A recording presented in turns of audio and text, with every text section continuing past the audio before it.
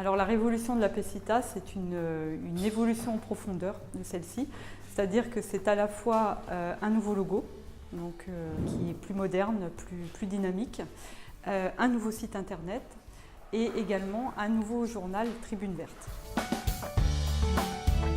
Ce logo aujourd'hui est indissociable, a une signature indissociable qui est l'emploi agré-agro.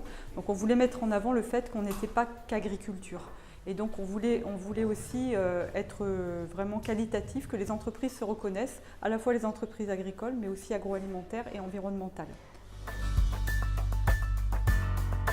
On a fait quelque chose de très fonctionnel, avec une entrée entreprise, une entrée candidat, tout en préservant bien sûr les autres rubriques, notamment la partie filière qu'on a souhaité aussi mettre bien en avant, avec des entrées donc, par des pictos qui sont très représentatifs des filières.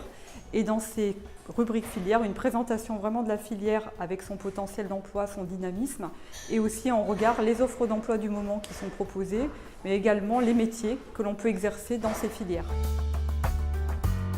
Le magazine a été repensé déjà au niveau graphique pour se rapprocher davantage de notre nouvelle charte graphique. Ensuite, ce qui a été important, on avait aussi fait une enquête auprès de nos lecteurs. Donc en fait, il y avait des attentes d'articles de fond plus approfondis. Donc notamment, on a introduit une rubrique RH. On a aussi mis en avant la partie conseil aux candidats. En fait, on s'adresse vraiment à nos publics naturels, candidats, employeurs et centres de formation. Donc l'idée, c'était vraiment de coller au mieux aux attentes de ceux-ci pour booster notre journal et le donner envie de le lire et de s'abonner.